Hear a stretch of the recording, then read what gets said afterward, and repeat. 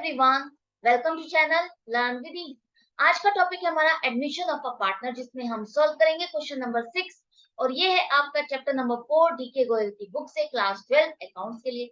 तो दो पार्टनर है एक्स और वाई, जिनकी प्रॉफिट शेयरिंग रेशियो है 3:2 और जेड एक नया पार्टनर उनको ज्वाइन करने वाला है जिसका शेयर होगा 1/5।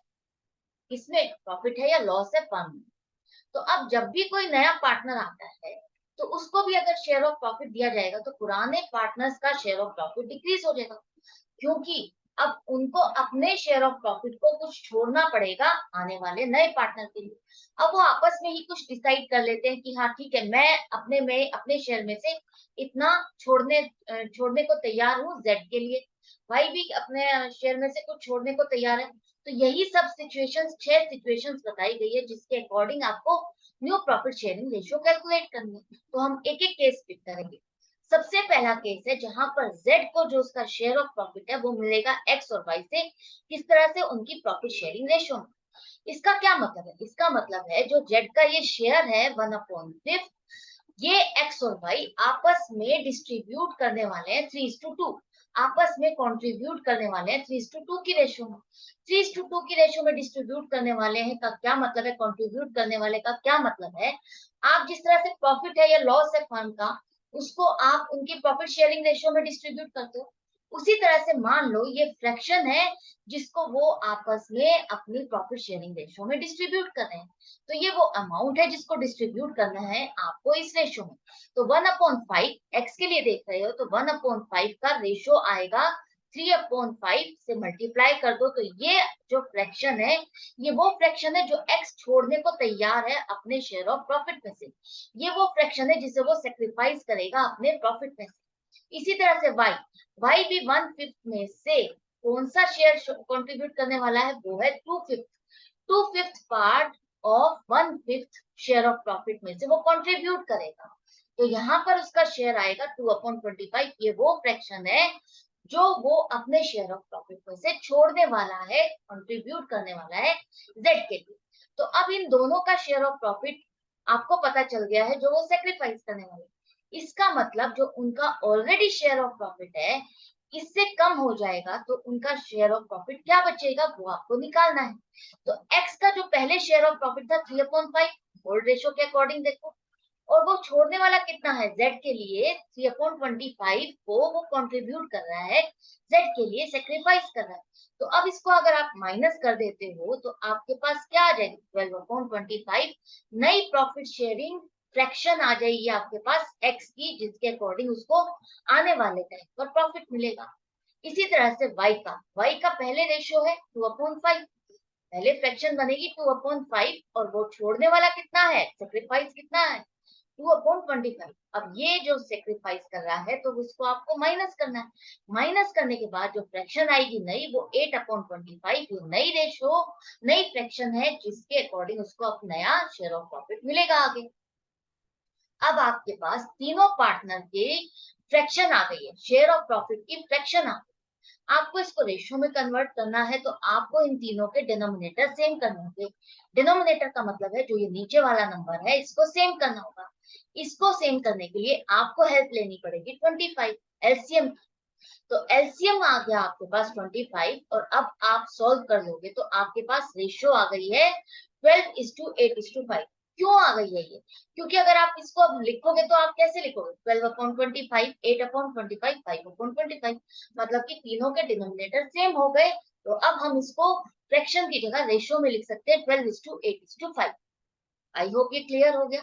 नेक्स्ट केस देखते हैं जहां पर यहाँ पर स्पेसिफाई कर दिया है कि ये फ्रैक्शन दोनों पार्टनर से आपस में डिसाइड कर लिया है कि ये फ्रैक्शन हाँ मैं दूंगा जेड को और ये फ्रैक्शन मैं दूंगा, वाई कह रहा है जेड को। तो जब डिसाइडेड फ्रैक्शन है तो अब आपको फ्रैक्शन निकालनी नहीं है, डिसाइडेड फ्रैक्शन है। तो डायरेक्टली अब आप क्या करोगे, जो उसका एक्स का शेयर बनता है 3/5, उसी में से वो जो तैयार है सेक्रीफाइस करने को फ्रैक्शन, वो आप माइनस कर दो। अब आपको निकालनी नहीं है, आपको फ्रैक्शन दी गई है जो वो सेक्रीफाइस करने को तैयार है। वो सेक्रीफाइस कर रहा है, कंट्रीब्यूट कर रहा है जेड के शेयर में। तो बचा हुआ शेयर अब उसका शेयर ऑफ प्रॉफिट रह जाएगा नए प्रॉफिट शेयरिंग रेशियो के लिए। अब आपके पास ये फ्रैक्शन, इसी तरह से y का देखो, y के पास भी जो 2/5 की फ्रैक्शन आती है आपकी ओल्ड रेशियो के अकॉर्डिंग, अब वो कंट्रीब्यूट कितना कर रहा है, 1/20 इतना सेक्रीफाइस कर रहा है वो अपना शेयर ऑफ प्रॉफिट में से।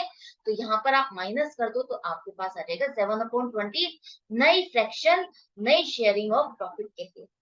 अब आपके पास तीनों पार्टनर्स की फ्रैक्शन आ गई है, शेयर करने के लिए, प्रॉफिट शेयर करने के लिए फ्रैक्शन आ गई है, लेकिन आपको क्या लिखनी है, रेशो। रेशो बनाने के लिए आपको इनका डिनोमिनेटर सेम करना होगा। डिनोमिनेटर आ गया, सॉरी एलसीएम आ गया है 20 से। अब आप इसको सॉल्व कर लो तो अब आपकी रेशो आ गई है 9:7:4। आई होप ये भी क्लियर हो गया।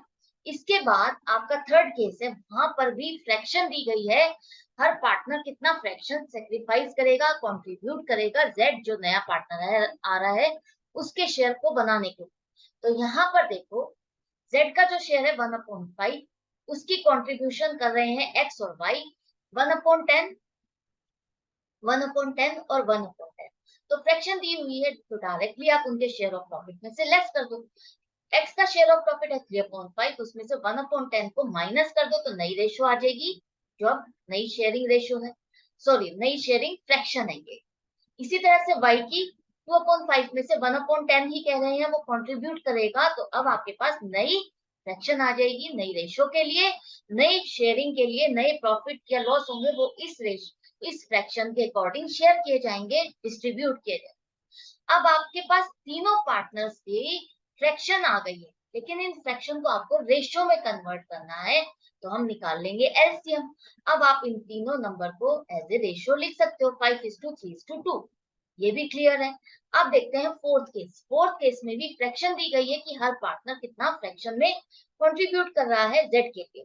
तो बहुत सिंपल है, अभी आपने जैसे दो केसेस सॉल्व किए थे उसी तरह से आपको ये भी सॉल्व करना है।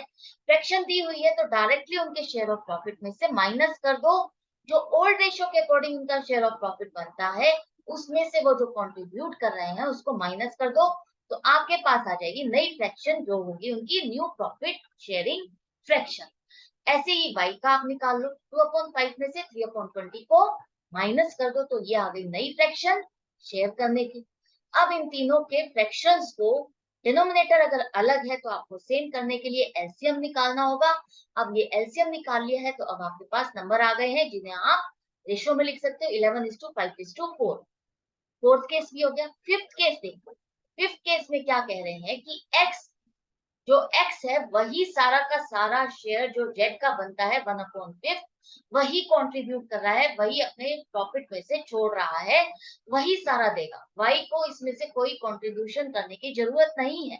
तो सारा का सारा शेयर ऑफ प्रॉफिट अगर y अपना कंट्रीब्यूट कर रहा है z के लिए, तो अब आप क्या करोगे, आपको पता है z को जो शेयर मिलेगा x से मिलेगा 1/5 पूरा का पूरा शेयर, तो जो उसका शेयर ऑफ प्रॉफिट बनता था 3/5 उसमें से z को जो मिलने वाला है 1/5 उसको माइनस कर दो, तो यहाँ पर जो बचा हुआ है 2/5। अब ये नया शेयरिंग फ्रैक्शन है x के लिए, जो y की है वो एज इट इज रहेगी कितनी, 2/5। तो अब आपको मिल गई है तीनों की फ्रैक्शन। 2/5 है x की नई के अकॉर्डिंग, y के तो कोई चेंज ही नहीं हुआ है, उसने कोई कंट्रीब्यूशन नहीं किया है, कोई सेक्रीफाइस नहीं किया है, तो उसकी एज इट इज 2/5 रहेगी और z की आपको पता है 1/5 ही रहेगी। तो अब आप इसको देखो डिनोमिनेटर सेम है, तो अब आप इनको रेशियो में लिख सकते हो। इनको आपको एलसीएम निकालने की जरूरत नहीं है, आप डायरेक्टली 2:2:1 में लिख सकते हो। जब डिनोमिनेटर सेम है तो आपको एलसीएम निकालने की जरूरत नहीं होती। इसके बाद सिक्स के, जहां पर y सारा कंट्रीब्यूट कर रहा है, अब x कुछ भी नहीं कंट्रीब्यूट कर रहा, सारा का सारा शेयर जो z को मिलना है वो y से मिलना है, y अपना शेयर ऑफ प्रॉफिट कम करने वाला है। तो यहाँ पर अब आप x को कुछ भी डिस्टर्ब नहीं करोगे, z का जो शेयर है 2/5 उसमें से जो z का शेयर बनता है 1/5 वो सारा का सारा z को कौन दे रहा है, y दे रहा है, तो वही आप उसका शेयर लेस कर दो, तो अब बचेगा कितना y का 1/5। अब यहाँ पर नई फ्रैक्शन आपके पास आ जाएगी x के लिए 3/5, उसके कुछ भी आपने डिस्टर्ब नहीं किया, उसने कुछ कंट्रीब्यूट नहीं किया, सेक्रीफाइस नहीं किया, तो उसकी 3/5 रहेगी, y की 1/5 हो गई है और z की 1/5। तो नई रेशियो क्या आ जाएगी, एलसीएम निकालने की जरूरत नहीं है, डिनोमिनेटर सेम है, तो आप डायरेक्टली लिख सकते हो 3:1:2। 1, ये आपकी नई रेशो है। तो ये 6 केसेस थे जिसे हमने सॉल्व कर दिए। डिफरेंट केसेस थे जहां पर न्यू प्रॉफिट शेयरिंग रेशियो निकालनी थी एक नए पार्टनर के ज्वाइन करने पर, अगर पार्टनर्स डिफरेंट डिफरेंट तरीके से शेयरिंग करते हैं, सेक्रीफाइस करते हैं अपने शेयर ऑफ प्रॉफिट में। आई होप इस क्वेश्चन को सॉल्व करने के बाद अब आपका कॉन्सेप्ट और भी क्लियर हो गया होगा। अब आप कहीं पर भी मिस्टेक नहीं करोगे। इतनी प्रैक्टिस होने के बाद तो अब आप कोई भी क्वेश्चन आ जाए आप इजीली सॉल्व कर सकते हो। लेकिन फिर भी अभी काफी क्वेश्चन है नए तरीके के आने के भी बाकी है, तो आपको मेरे साथ बने रहना होगा। अच्छा लग रहा है, बेनिफिट मिल रहा है तो लाइक का बटन प्रेस करो ताकि मुझे पता चले कि हाँ आपको पसंद आ रहा है, आपको अच्छा लग रहा है, आपको बेनिफिट मिल रहा है, आप वीडियोस को देख रहे हो, सीख रहे हो और अच्छा लग रहा है और मेरे साथ जुड़े रहना चाहते हो, अपडेटेड रहना चाहते हो तो चैनल को सब्सक्राइब जरूर करो ताकि कोई भी वीडियो आपसे मिस ना हो। Good bye and take care.